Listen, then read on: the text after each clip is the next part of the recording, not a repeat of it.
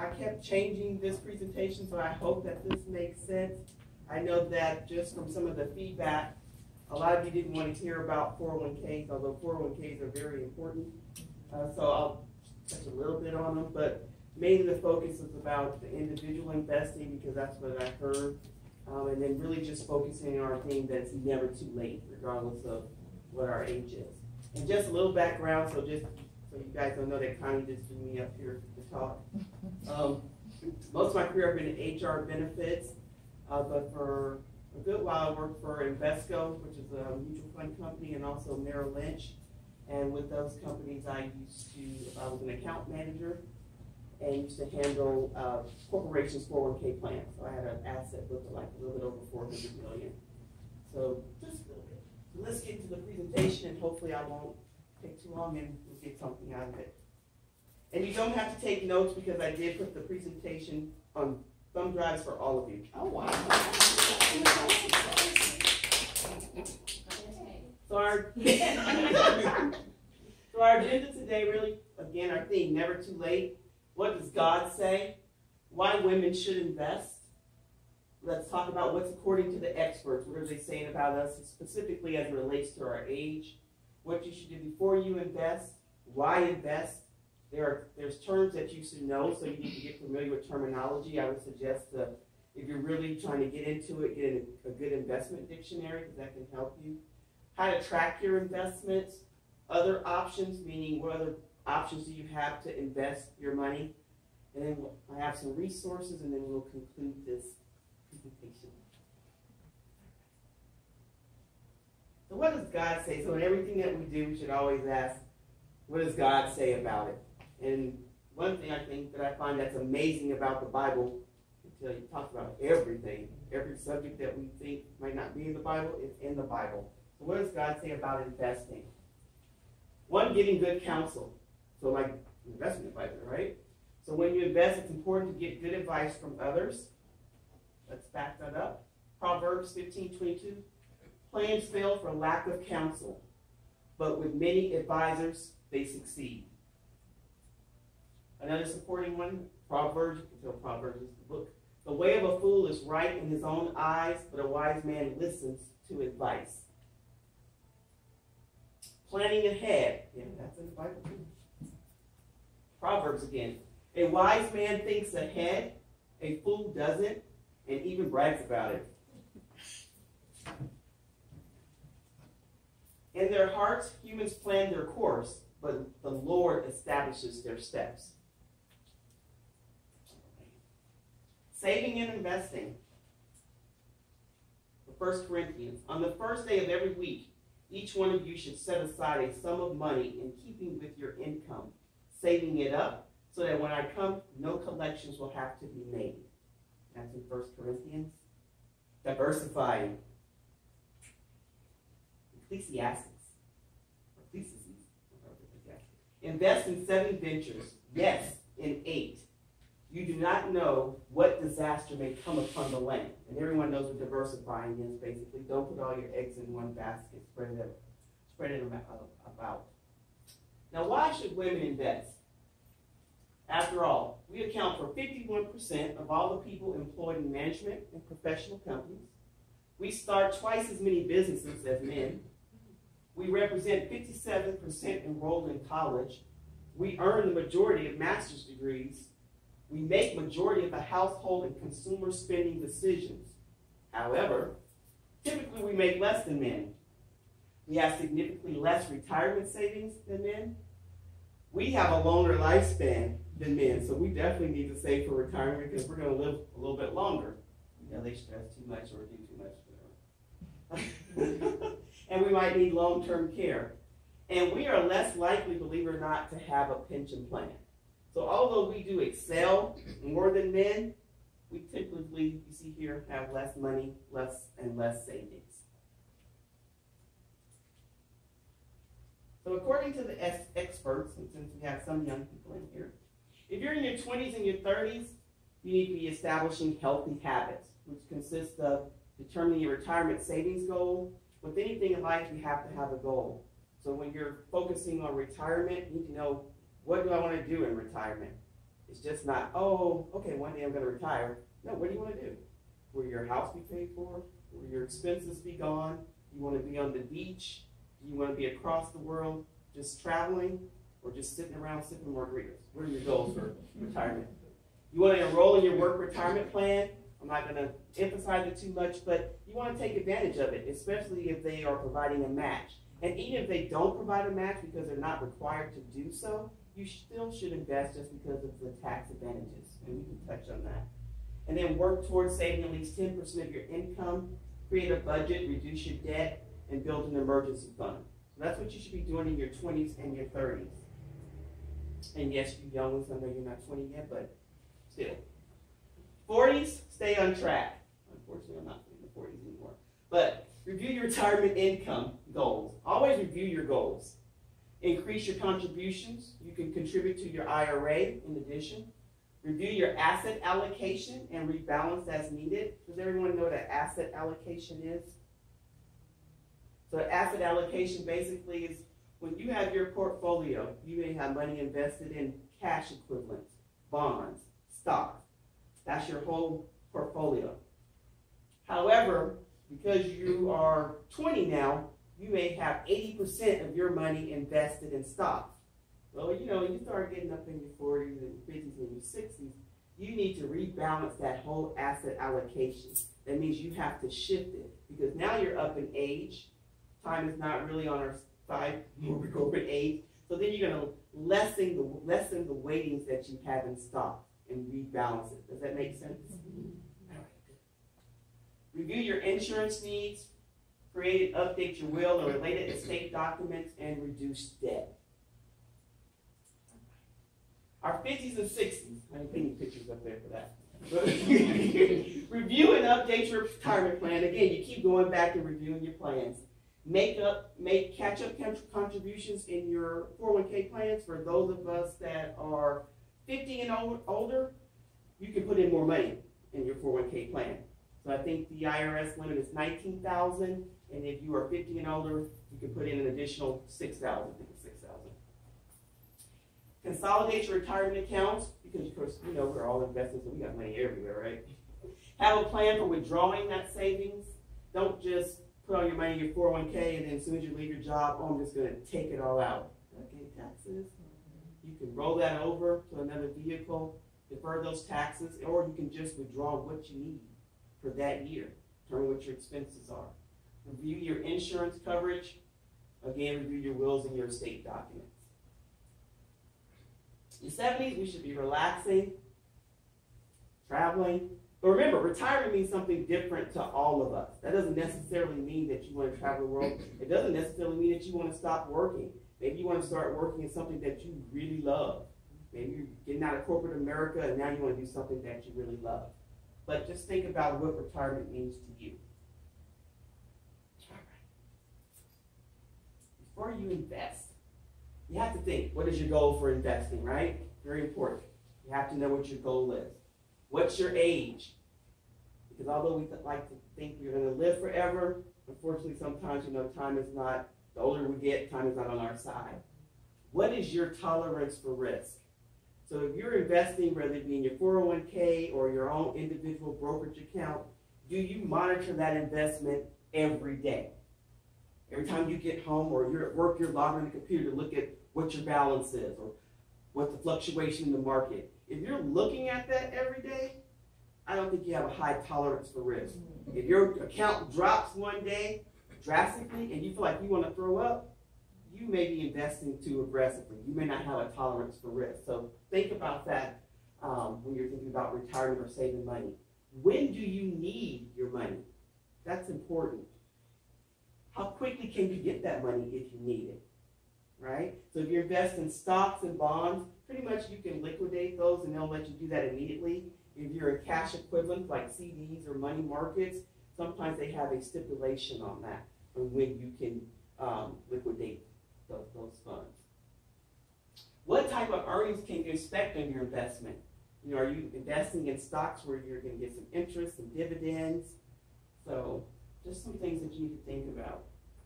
And if you're still employed, are you contributing the maximum that you can to your employer-sponsored 401k plan, whether it be a 403b, 457. So, and are your investments diversified? You should always spread your investments out. I used to do meetings all the time, and I used to have people tell me, I had a guy tell me, he was like 70, I put all my money in one stock. That's all. I don't care about diversifying. Okay. But you have to think about when you're diversifying, you have different asset categories. You got cash, you got bonds, you got stocks.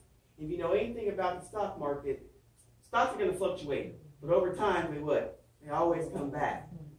But if the stock market goes down and your price goes down, what happens with bonds? Go up, right? Right? Cash pretty much stays the same. So what I'm saying is that if you spread your investments among those asset categories, if one category goes down, the other one's possibly going to go up and help keep you afloat. But if you have all your eggs in one basket, right? You guys are probably too young to remember about Enron. Remember Enron? And all those people invested in the company stock. And they were doing it too because the share price was out the roof. They were rich, making money off of it. But as soon as that went down, they lost all of their savings. But if they had that spread among all the other investments that they had in their 401k plan, they just didn't have just their company stock. There were other investments. They probably would have been a little bit okay. So just some things to think about. Why invest? Well, of course, to earn money, right? That's why we want to invest. Or unless you're just already rich and you're just investing for fun. So that's wonderful too. Experts do say that we need 80 to 90% of our pre-retirement income on an annual basis in retirement. So think about that. So whatever you're making now, about 90% of that you're going to need each year in retirement. We also invest to sustain our lifestyle, right? Because we want to maintain that same lifestyle. We don't want to work all these years and go into retirement and then kind of live like try to go poor or something. We don't want to do that. We also want to use it as a supplement with Social Security, because you can't really rely on Social Security. It's just not enough, unfortunately. And again, too, you want to protect your money that you have invested against inflation. I know you probably can't see this, but again, while we invest, this is what we call a risk and reward chart. So here, low risk. So that's like your money market, bond. Sometimes they have a balanced fund, which is a mix of cash equivalents and bonds. But then the more you start to go up the ladder is when you're investing in stocks. And the more you go up, the more risk that you're taking. But why are you taking that risk? Greater reward, right? More money. And you can see once you get to stocks, stocks aren't just stocks. It's all kinds of stocks. You got large cap stocks, large cap value, large cap blend, large cap growth. You got mid-cap stocks, small-cap stocks. You got foreign stocks. You got a whole array of different stocks. There's a lot of categories within just stocks alone. But again, this is just a risk-reward chart. It just shows you the more you go up, the more risk you're taking, but potentially you're doing that to get a greater reward. Questions about the risk-reward? Oh, what do you guys think? I'm not going to read all these terms, because again, I put this on this flash drive for you. But just some things, and I know a lot of you probably are familiar with this. What is Wall Street, right? Where is Wall Street? Everybody know where Wall Street is? Of course not. New York. Everything's in New York, right? Where the stock exchange and financial business are located. What is the NASDAQ? American Stock Exchange, right? The second largest stock exchange in the world by market capitalization. Don't worry, I'll tell you what market capitalization is. And then you got the New York Stock Exchange. I guess that's self-evident, right? And that's the world's largest securities exchange, provides a marketplace for buying and selling 9.3 million corporate stocks and other securities. Dow Jones. I know you hear all these on TV, right? You get Dow Jones, the S&P 500. What do you think the S&P 500 represents? Standard & Poor's.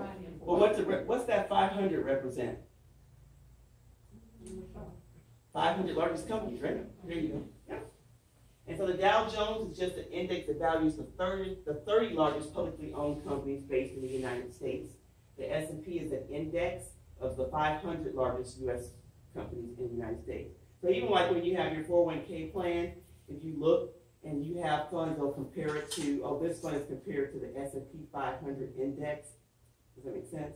So that means that that's comparing it to that index, and that's where that particular fund is. Also, too, if you look in your 401k, 401ks are basically mutual funds, which are already diversified among themselves. And also, too, if you go to your company's 401k website, they got fund fact sheets, probably from Morningstar. And if you pull it for just whatever fund, that fund you're looking at, it's going to tell you the top 10 corporations that it invests in. And if you keep digging, it'll tell you the rest. So you can see that. And then when you're investing in other funds, you can say, oh, okay, I don't need to do this one because I don't want to overlap. Make sense? See, I get excited. Market capitalization, referred to as market cap, is the market value of a publicly traded company's outstanding shares. So market capitalization is equal to the share price multiplied by the number of outstanding shares. That's why I say get you a good investment dictionary.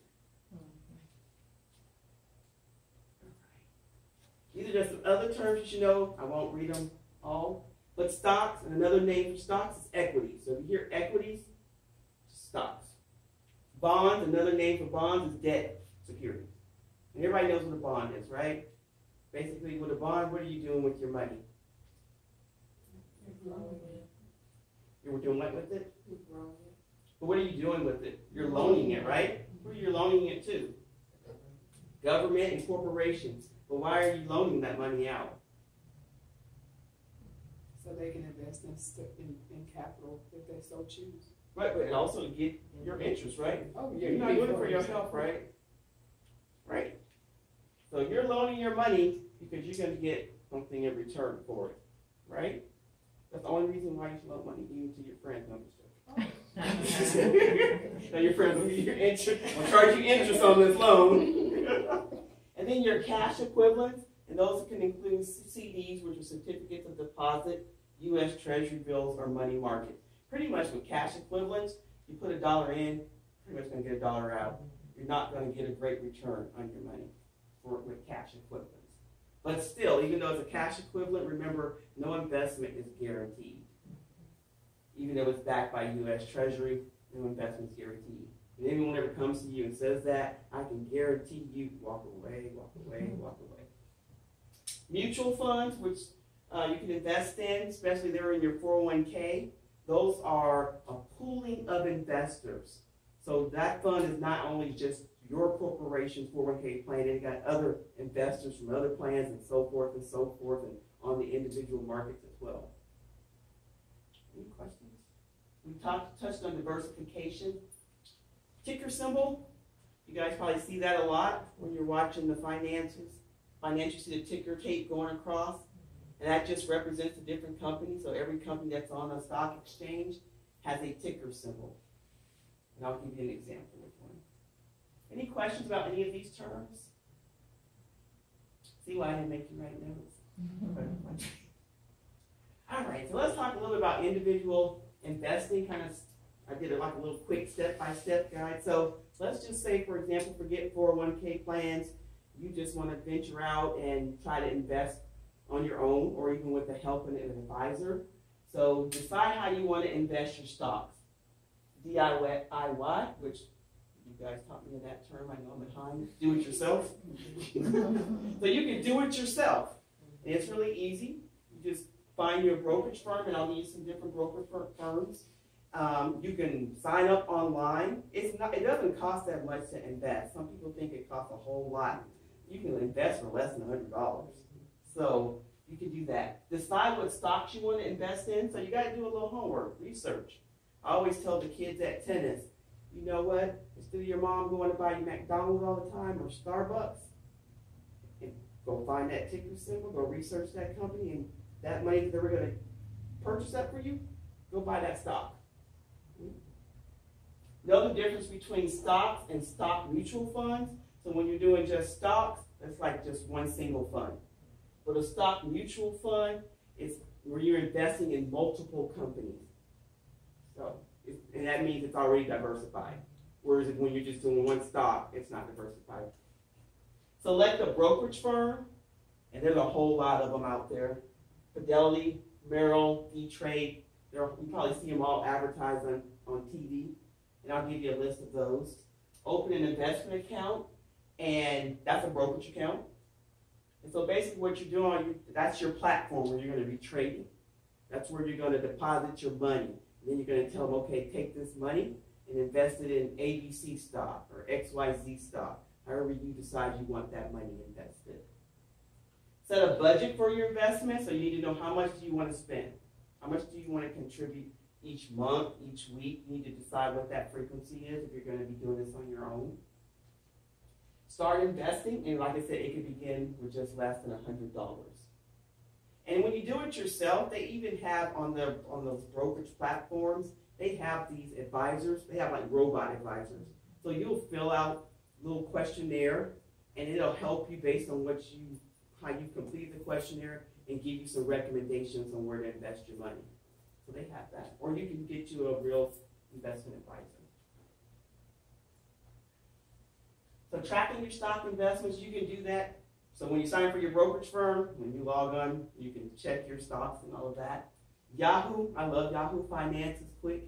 You can go on yahoofinance.com, put in the ticker symbol. If you don't know the ticker symbol, type in the company's name, and you'll get to see all the information for that particular stock. There's various stock apps. You can just go on your phone. I have one. It's called Stocks.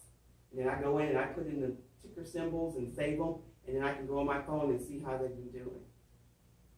Newspaper, I don't think too many people use the newspaper too much to look at the stuff. Because everybody's electronics, I think that's old, but they still put it in the newspaper, so you can do that. And this is an example of a ticker symbol. So Walmart is WMT on the New York Stock Exchange. Then I thought I'd give you an example of Yahoo.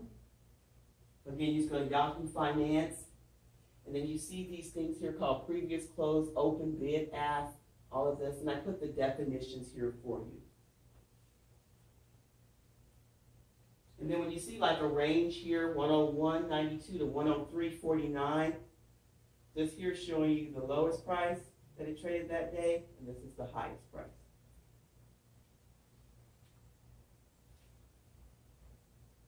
Any questions?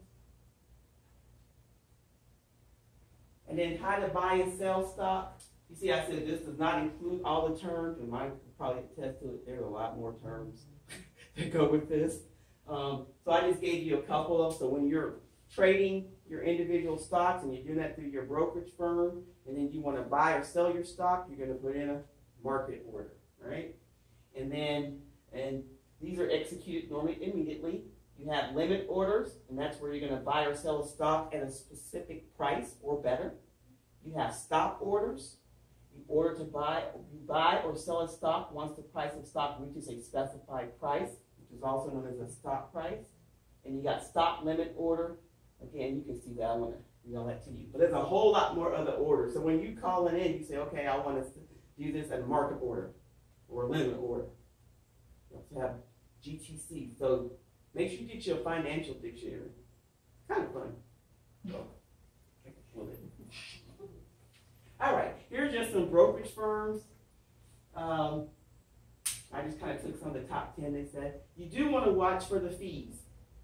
Even your 401k plan, you need to watch the fees. Your company negotiates that, but watch those fees. Okay? Ally Invest, I saw that they have no minimum balance required, so you don't have to deposit, like $500 or $1,000. They have low trading fees. E-Trade has low trading fees at $6.95. So whenever you trade, now remember you're using this platform, so it's not